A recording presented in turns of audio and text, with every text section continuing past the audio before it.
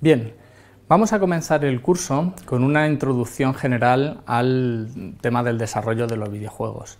Veamos primero qué entendemos por juego. Intuitivamente todos sabemos qué es un juego. Desde luego conocemos desde juegos de tablero como por ejemplo el Monopoly, juegos de cartas como el póker, y en un ámbito mucho más técnico todos hemos oído hablar de conceptos como la teoría de juegos. ¿Qué es un videojuego dentro del sector? El término juego en este caso define un contexto donde el jugador del videojuego controla uno o varios personajes, ya sean humanoides, animales, vehículos, etc., que interactúan entre sí en un mundo 3D o 2D.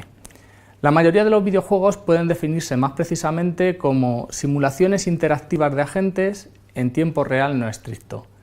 ¿Qué significa esto de simulaciones interactivas de agentes? Una simulación no es más que una aproximación o una simplificación de un modelo para que pueda ser procesado por un ordenador. Así vemos que el contexto de los videojuegos es muy similar al de otros ámbitos de la ingeniería y podemos hablar de simulaciones físicas, de simulaciones en túneles de viento, de simulaciones de modelos matemáticos y un largo etcétera. La interactividad, por su parte, requiere que la respuesta del sistema sea rápida. Actualmente el estándar en el mundo de los videojuegos es de 50 fotogramas por segundo, o 50 FPS, 50 frames o marcos por segundo.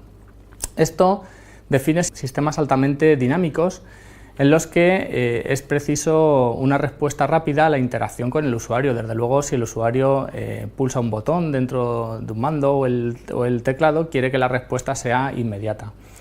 Por eso hablamos de tiempo real no estricto, en el que tenemos una rápida respuesta a las interacciones del usuario y desde luego queremos que esa respuesta sea siempre determinista, sea conforme a un comportamiento que el usuario, que el jugador puede controlar.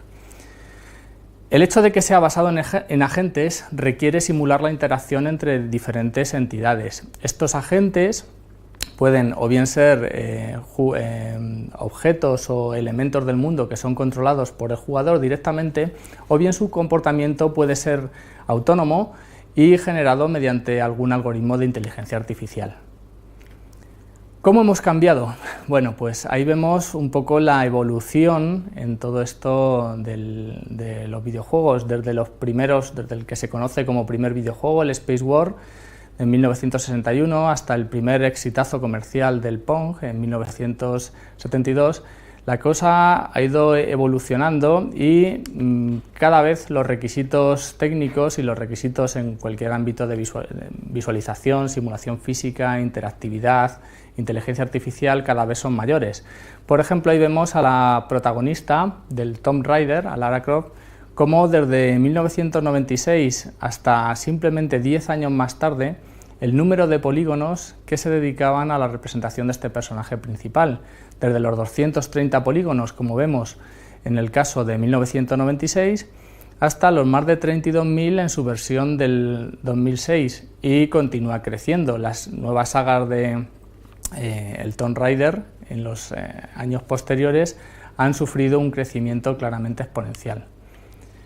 La conexión entre la industria del videojuego y otros sectores del ámbito audiovisual es clara. Si estudiamos la evolución en las técnicas de representación que son utilizadas, vemos cómo, por ejemplo, en el caso de los mapas de sombras, uno de los últimos avances de representación de imagen realista en el 86 era la utilización de esta técnica que por aquel entonces se pensaba que era prohibitiva para ser utilizada en tiempo real.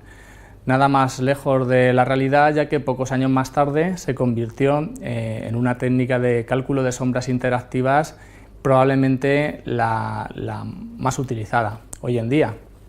De igual modo, algunas técnicas muy avanzadas del cálculo de interacción de la luz y del cálculo de la interacción de la reflexión de la luz en el interior de las superficies, como por ejemplo el método de subsurface scattering, ya pueden ser simuladas hoy en día de una forma muy convincente en tiempo real, como se puede ver en el videojuego Uncharted 3.